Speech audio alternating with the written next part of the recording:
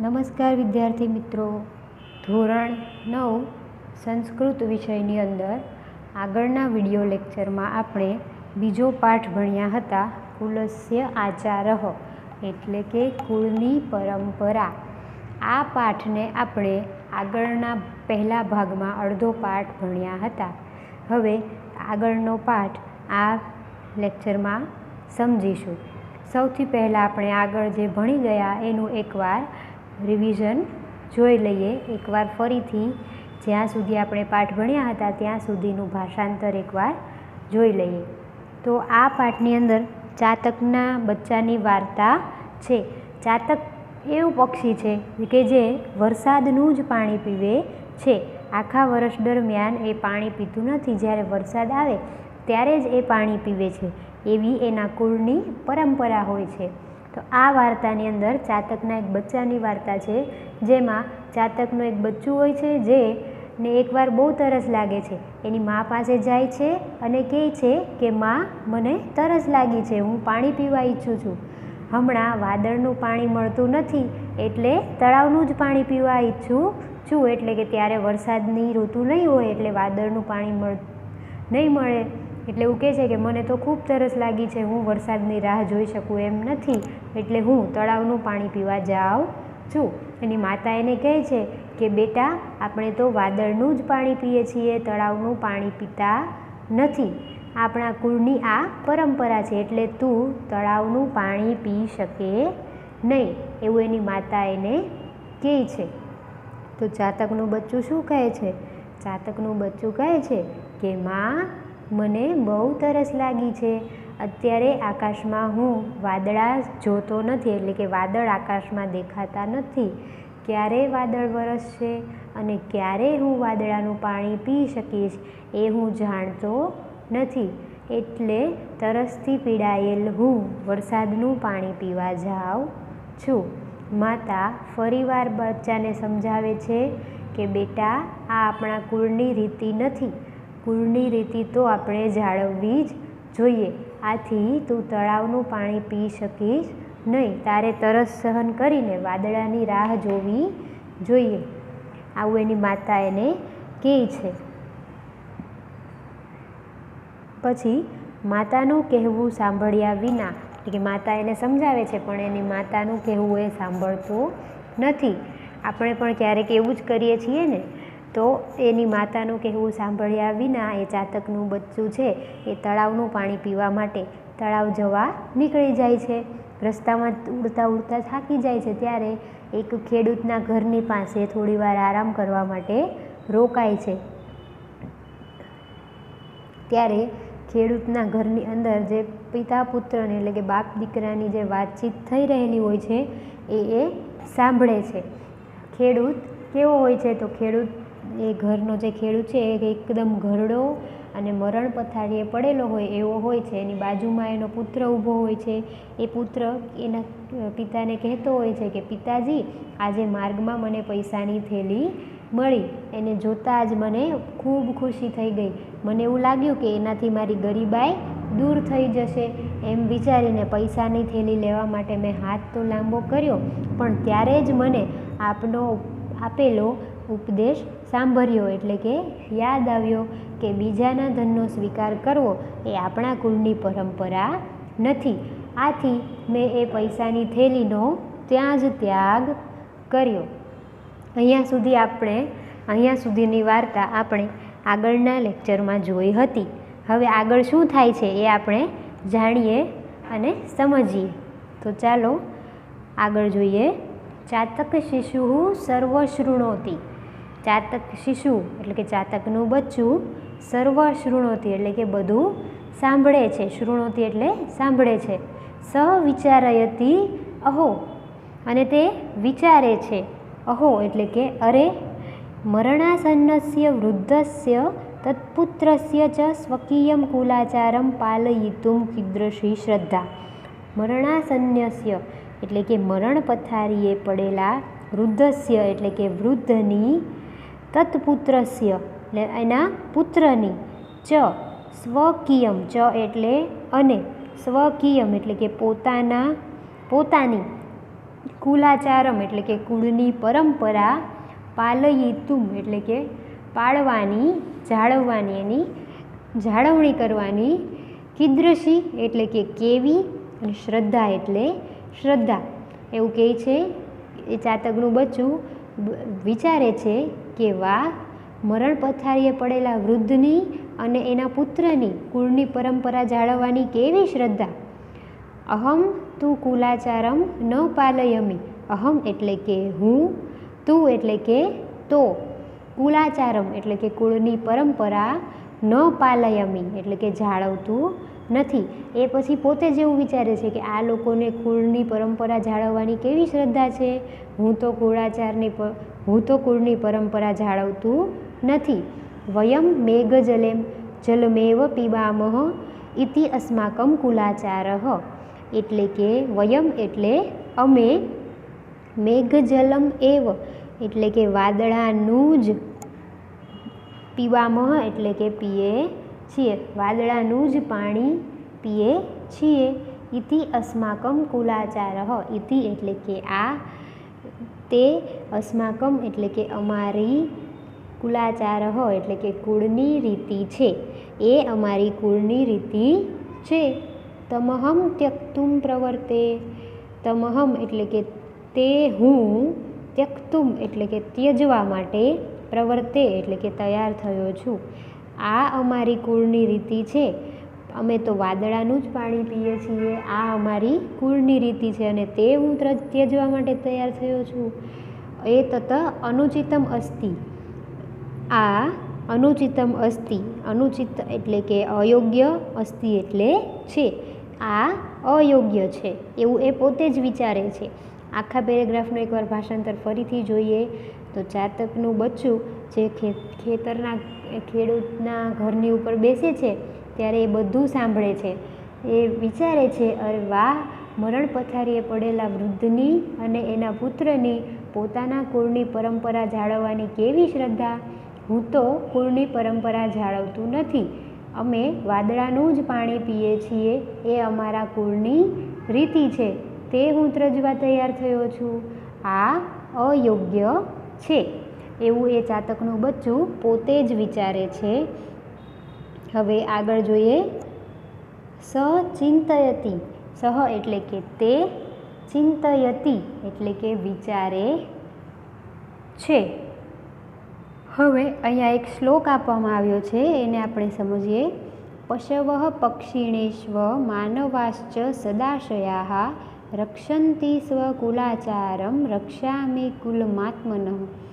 આ શ્લોકનું ભાષાંતર સમજીએ. સૌથી પહેલાં આપણે શ્લોકને સમજીએ. પશવઃ એટલે કે પશુઓ, પક્ષિણેષ્વ એટલે કે પક્ષીઓ, માનવાશ્ચ એટલે કે માનવો, સદાશયાઃ એટલે કે સારા આશયવાળા, રક્ષંતિ એટલે કે રક્ષે છે, રક્ષણ કરે છે, સ્વકુલાચારમ એટલે કે પોતાના કુળની પરંપરાને, રક્ષામી એટલે રક્ષું છું, અને કુલમાત્મન એટલે કે મારા પોતાના કુળની, મારું પોતાનું કુળ. આખા શ્લોકનું આપણે એકવાર ભાષાંતર જોઈએ એટલે આપણને સમજાઈ જશે કે શ્લોકમાં શું કહેવામાં આવ્યું છે. તો શ્લોકમાં એવું કહેવામાં આવ્યું છે, સૌથી પહેલી લાઈન કે પશવઃ પક્ષિણશ્ચ એવ માનવાશ્ચ સદાશયાઃ એટલે કે સારા આશયવાળા પશુઓ, પક્ષીઓ અને માનવો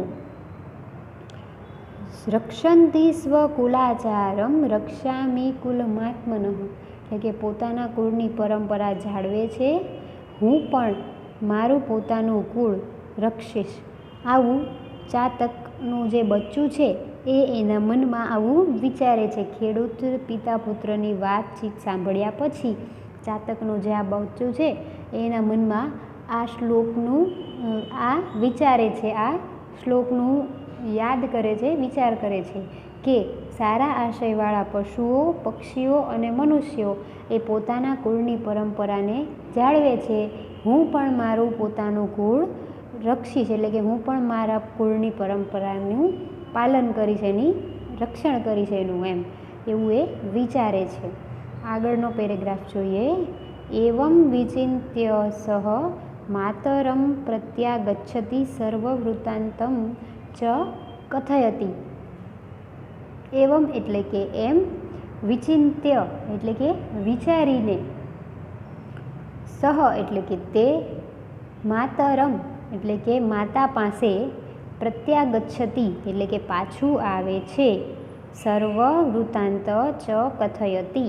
સર્વવૃત્તાંતમ સર્વમ વૃત્તાંતમ એટલે કે આખી હકીકત, આખી વાત, ચ કથયતિ અને કહે છે. એની માતા પાસે આવે છે અને આખી વાત કહે છે.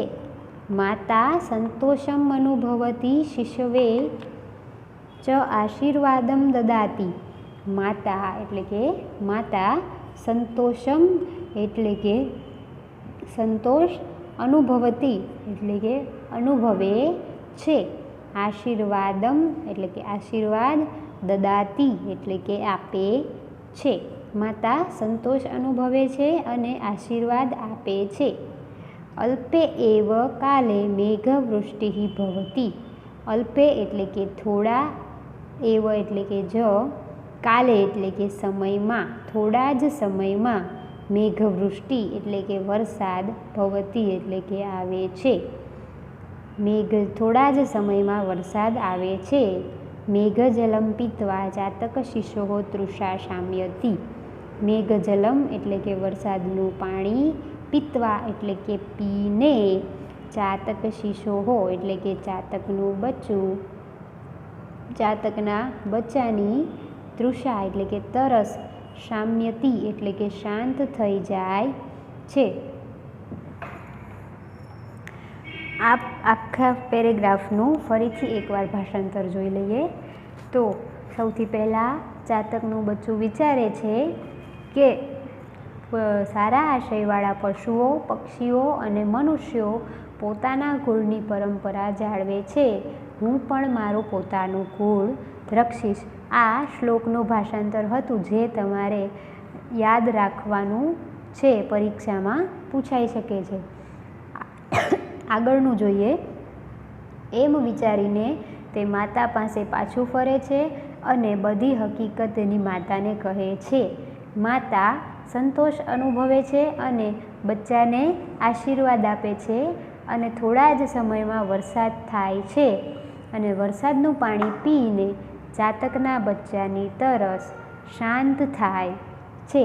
તો આમ આ ચાતકનું બચ્ચું પોતાના કુળની જે પરંપરા છે એને તોડવા માટે જઈ રહ્યું જ હોય છે.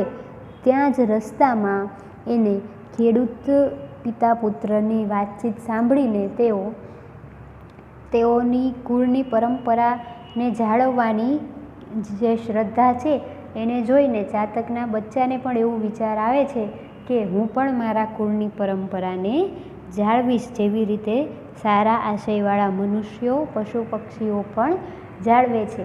હું મારા કુળની પરંપરાને તોડીશ નહીં અને હું તળાવનું પાણી પીવા જઈશ નહીં. આમ વિચારીને ચાતકનું બચ્ચું તળાવનું પાણી પીયા વગર જ પાછું ફરે છે અને એની માતાને બધી વાત જણાવે છે. ત્યારે એની માતા એની પર ખૂબ ખુશ થાય છે અને એની માતાને પણ સંતોષ અનુભવાય છે અને એની માતા એને આશીર્વાદ આપે છે. ત્યાં થોડા જ સમયમાં વરસાદ આવે છે અને ચાતકનું બચ્ચું વરસાદનું પાણી પીને પોતાની તરસને છીપાવે છે, એટલે કે એની તરસને શાંત કરે છે. આમ આ પાઠ અહીંયા પૂરો થાય છે.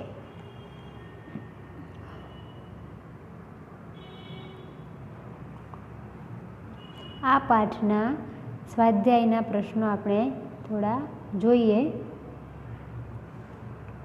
સૌથી પહેલાં છે વિકલ્પો.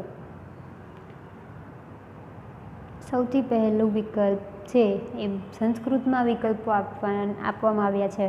અહીંયા તમારે એનો જવાબ પણ સંસ્કૃતમાં જ આપવાનો છે, જેથી આપણે સમજીને વ્યવસ્થિત જવાબ આપવાના છે. તૃષા પીડિત શિશુઃ કસ્ય સમીપમ ગચ્છતિ, એટલે કે તરસથી પીડાયેલું બચ્ચું કોની પાસે જાય છે? એનો જવાબ આવશે સૌથી પહેલું જે વિકલ્પ છે ક, જનન્યાહ. જનન્યાહ એટલે માતા. એટલે પહેલામાં આવશે ક. બીજું છે મેઘઃ ઇતિ શબ્દસ્ય પર્યાયઃ કઃ. મેઘ આ શબ્દનો પર્યાય શબ્દ એટલે કે સમાનાર્થી શબ્દ કયો છે? તો એમાં જવાબ આવશે ગ જલદઃ. ત્રીજું છે સર્વે કિમ રક્ષિતવ્યમ. સર્વે કિમ રક્ષિતવ્યમ, બધાએ કોનું રક્ષણ કરવું જોઈએ, કોનું પાલન કરવું જોઈએ? એનો જવાબ આવશે ખ કુલાચારઃ. કુળની પરંપરાનું રક્ષણ કરવું જોઈએ. ચોથું છે વૃદ્ધઃ કીદૃશઃ આસીત. વૃદ્ધઃ કીદૃશઃ આસીત એટલે વૃદ્ધ ક્યાં હતો? તો એનો જવાબ આવશે ગ મરણાસન્નઃ એટલે કે વૃદ્ધ મરણ પથારીમાં હતો. પાંચમું છે શિશુઃ કસ્ય પ્રતીક્ષામ કરોતિ. શિશુઃ એટલે કે બાળક કોની પ્રતીક્ષા કરતો હતો, કોની રાહ જોતો હતો? તો એનો જવાબ આવશે મેઘસ્ય. એ ક મેઘસ્ય એટલે કે વરસાદની રાહ જોતો હતો. કોનું બાળક? ચાતકનું બાળક. પુનરપી શબ્દસ્ય ઉચિતમ સંધિ વિચ્છેદમ દર્શયત. પુનરપી શબ્દનો યોગ્ય સંધિ વિચ્છેદ કરો, સંધિ છૂટી પાડો. આ સંધિ વિચ્છેદ આપણે ગુજરાતી વિષયમાં પણ આવે છે, એની જેવું અહીંયા પણ સંધિ વિચ્છેદ કરવાનો આવે છે. પુનરપીનો સંધિ વિચ્છેદ થાય છે ગ પુનઃ અપી એટલે કે પુનરપી. એમાં જવાબ આવશે ગ. અને સાતમું જોઈએ અહમ તડાગ જલમ પાતુમ, કે હું તળાવનું પાણી પીવા જાઉં છું. તો આગળ ખાલી જગ્યા આવશે, એની અંદર કયો શબ્દ આવશે? ઈચ્છામી. ગ ઈચ્છામી. તો આ આપણે સૌથી પહેલો પ્રશ્ન સમજ્યા. હવે આપણે બીજો પ્રશ્ન સમજીએ, જે છે સંસ્કૃત ભાષામાં ઉત્તર લખો. એમાં સૌથી પહેલું છે કહ તૃષયા પીડિતઃ આસીત. કોણ તરસથી પીડાયેલું હતું? તો એનો જવાબ આવશે એકઃ ચાતક શિશુઃ તૃષયા પીડિતઃ આસીત. એક ચાતકનું બચ્ચું તરસથી પીડાયેલું હતું. બીજો પ્રશ્ન છે ચાતક શિશુઃ કિમ પાતુમ ન અર્હતિ. ચાતકનું બચ્ચું કોનું પાણી પી શકે નહીં, અથવા તો ચાતકનું જે બચ્ચું છે એ કયા પાણીની રાહ જોઈ શકે નહીં? તો ચાતક શિશુઃ મેઘજલમ પાતુમ ન અર્હતિ એટલે કે ચાતકનું જે બચ્ચું છે તે મેઘજળ એટલે કે વરસાદના પાણીની રાહ જોઈ શકે એમ નથી. ત્રીજું છે કૃષકપુત્રસ્ય દારિદ્ર્યમ કેન નષ્ટમ ભવિષ્યતિ. કૃષકપુત્રસ્ય એટલે કે ખેડૂતના પુત્રનું દારિદ્ર્યમ એટલે કે ગરીબી કેન નષ્ટમ ભવિષ્યતિ એટલે કે શેનાથી નષ્ટ થઈ જશે? તો કૃષકપુત્રસ્ય દારિદ્ર્યમ માર્ગે પ્રાપ્તેન ધનસ્યુતે ન નષ્ટમ ભવિષ્યતિ. કે કૃષક પુત્રસ્ય એટલે ખેડૂતના પુત્રની ગરીબી એ માર્ગમાં મળેલા ધનના થેલાથી નષ્ટ થઈ જશે. કૃષકપુત્રેણ માર્ગે કિમ પ્રાપ્તમ. કૃષકપુત્રેણ ખેડૂતના પુત્રના માર્ગમાં શું મળ્યું? કૃષકપુત્રેણ માર્ગે ધનસ્યુતઃ પ્રાપ્તઃ કે ખેડૂતના પુત્રને માર્ગમાં ધનનો એટલે પૈસાનો ભરેલો થેલો મળ્યો અથવા તો થેલી મળી. પાંચમું છે શિશોઃ તૃષા કેન નષ્ટા. શિશોઃ તૃષા કેન નષ્ટા બાળકની તરસ. અહીંયા બાળક એટલે કયું બાળક આવશે? કયું શિશુ આવશે? ચાતકનું બચ્ચું. એની તરસ કેવી રીતે શાંત થઈ? તો શિશોઃ તૃષા મેઘજલસ્ય પાને નષ્ટા એટલે કે બાળકની તરસ વરસાદના પાણીથી શાંત થઈ. હવે ત્રીજો પ્રશ્ન સમજીએ. રેખાંકિત પદાનામ સ્થાને કોષ્ટકાત પદમ પ્રસ્થાપ્યમ પ્રશ્નવાક્યમ રચયત. એટલે કે અંડરલાઇન કરેલા શબ્દોની જગ્યાએ કોષ્ટકમાંથી એક વાક્ય મૂકવાનું છે અને પ્રશ્ન વાક્ય બનાવવાનું છે. તો સૌથી પહેલું છે જનની શિશુમ બોધયતી. તો જનનીના જગ્યાએ આપણે કયો શબ્દ મૂકીશું ત્યારે પ્રશ્ન વાક્ય બનશે? તો મૂકીશું આપણે કા શિશુમ બોધયતી. તો જનની શિશુમ બોધયતી એવો એનો જવાબ બને અને પ્રશ્ન બને કા શિશુમ બોધયતી. એટલે પહેલામાં કા આવશે. બીજું છે માર્ગે પરિશ્રાંત સહ તિષ્ઠતી. તો એની અંદર આવશે કાઉન્સમાંથી આપણે એની અંદર લઈશું કીદૃશ. પરિશ્રાંતની જગ્યા પર આવશે કીદૃશ. પછી ત્રીજું છે કૃષક વૃદ્ધ આસીત. તો કૃષકની જગ્યાએ આપણે કાઉન્સમાંથી લઈશું વૃદ્ધ આસીત અને છેલ્લે આવશે પ્રશ્નાર્થ વાક્ય. આ 5 વાક્યોમાં અંતે પ્રશ્નાર્થ ચિહ્ન મૂકવાનું આવશે. વૃદ્ધ આસીત એવું બનશે ત્રીજું વાક્ય. ચોથું વાક્ય જોઈએ ધનસ્યુત માર્ગે પ્રાપ્ત. તો અહીંયા માર્ગે એની જગ્યાએ આપણે કયો શબ્દ મૂકીશું? કુત્ર. ધનસ્યુત કુત્ર પ્રાપ્ત એવો એનો પ્રશ્ન થશે. અને પાંચમું છે સહ કસ્યે સર્વવૃત્તાંત કથયતી. તો તસ્યેની જગ્યાએ આવશે કસ્યે. કાઉન્સમાંથી એ શબ્દ આવશે કસ્યે. તો અહીંયા આપણે આ ત્રીજો પ્રશ્ન પૂર્ણ કર્યો. હવે ચોથો પ્રશ્ન જે છે એમાં નિર્દેશાનુસારમ ધાતુરૂપાણામ પરિચયમ લિખિત. અહીંયા આપણે સૂચના પ્રમાણે ધાતુરૂપો ઓળખીને લખવાના છે. અહીંયા ધાતુરૂપોના જવાબ જે છે એ હું લખાવું છું, પરંતુ આપણે એની વિશે વિસ્તારમાં જ્યારે વ્યાકરણનો અભ્યાસ કરીશું ત્યારે વિસ્તારથી એમાં શીખીશું. એમાં સૌથી પહેલું છે ઈચ્છામી.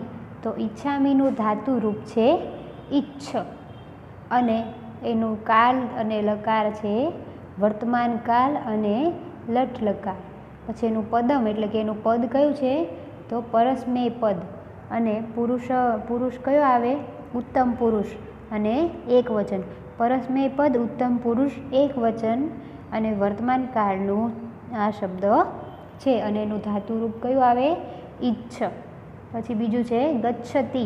તો એનું ધાતુ આવશે ગચ્છ અને એનો કાળ પણ વર્તમાન કાળ અને લટ લકાર. અને એનું પરસ્મેય પદ અન્ય પુરુષ એક વચન. પદમમાં આવશે પરસ્મેય પદ અન્ય પુરુષ અને વચનમાં આવશે એક વચન. ત્રીજું છે અર્હસી. તો એનું ધાતુરૂપ થશે અર્હ. એ પણ વર્તમાન કાળ લટ લકાર અને એનું પરસ્મેય પદ મધ્યમ પુરુષ એક વચન આવશે. ચોથું છે કથયતી. તો એનું ધાતુરૂપ થશે કથ. એ પણ વર્તમાન કાળ અને લટ લકાર.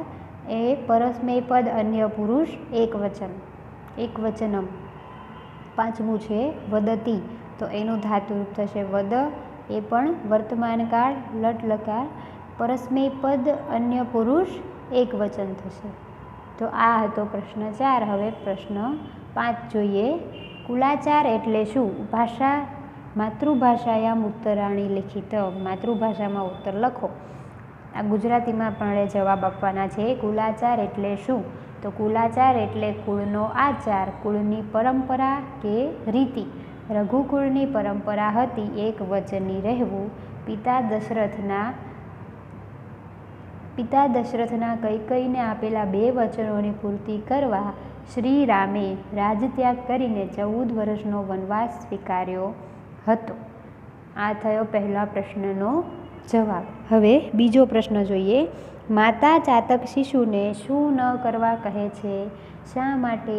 તો માતા પોતાના તરસ્યા શિશુને તળાવનું કે અન્ય કોઈપણ જળાશયનું પાણી પીને પોતાની તૃષા એટલે કે તરસ શાંત ન કરવા કહે છે.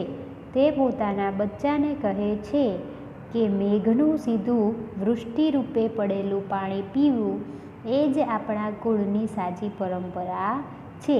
આથી અન્ય કોઈ પણ જળાશયનું પાણી પીવું જોઈએ નહીં. ત્રીજો પ્રશ્ન, નિર્ધન હોવા છતાં કૃષક પુત્રે શા માટે ધનસ્યુતને સ્પર્શ પણ ન કર્યો? એટલે કે ધનસ્યુત એટલે પૈસાની થેલી. એનો જવાબ છે કે કૃષક પુત્ર ધનસ્યુત એટલે કે પૈસાની થેલી જોઈને ખુશ થઈ ગયો. આ પૈસાની થેલીથી એની ગરીબાઈ દૂર થશે એવું વિચારીને પૈસાની થેલી લેવા હાથ લંબાવ્યો, પરંતુ તે જ વખતે તેને પોતાના પિતાનો આપેલો ઉપદેશ યાદ આવ્યો કે બીજાના ધનનો સ્વીકાર કરવો એ આપણા કુળની પરંપરા નથી. આથી કૃષક પુત્રે એ પૈસાની થેલીનો સ્પર્શ પણ ન કર્યો. ચોથો પ્રશ્ન જોઈએ, ચાતક શિશુએ તળાગ જળ શા માટે ન પીધું? તળાગ જળ એટલે કે તળાવનું પાણી. જવાબ જોઈએ, ચાતક શિશુને ખૂબ તરસ લાગી હતી. તે તળાવનું કે કોઈ પણ જળાશયનું પાણી પીને પોતાની તરસ શાંત કરવા તૈયાર થયું, પરંતુ તેની માતાએ તેને કહ્યું કે મેઘજળ સિવાય અન્ય કોઈ પણ જળાશયમાંથી પ્રાપ્ત થયેલું પાણી પીવું એ આપણા કુળની પરંપરા નથી. આથી તેણે તળાવનું પાણી ન પીધું.